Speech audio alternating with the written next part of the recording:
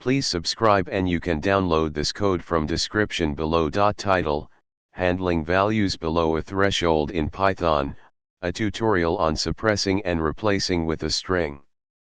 Introduction.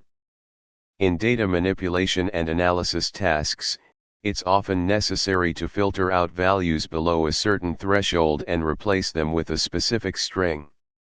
This tutorial will guide you through the process of suppressing values below a given threshold in Python using a practical code example. Requirements. Make sure you have Python installed on your system.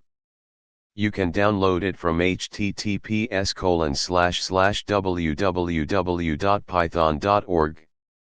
Step 1. Import necessary libraries.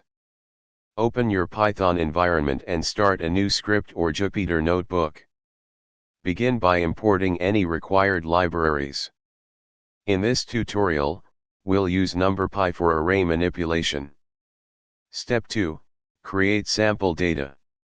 Generate a sample dataset to work with. For demonstration purposes, we'll use a NumPy array. Step 3. Set the threshold. Define the threshold value below which you want to suppress and replace the values. Step 4. Suppress values below the threshold. Use NumPy to suppress values below the specified threshold. Step 5. Print the result. Print the original data and the modified data to observe the changes. Step 6. Understand the output. Examine the output to see how values below the threshold have been replaced with the specified string. Conclusion. Congratulations! You've successfully learned how to suppress values below a threshold and replace them with a string in Python.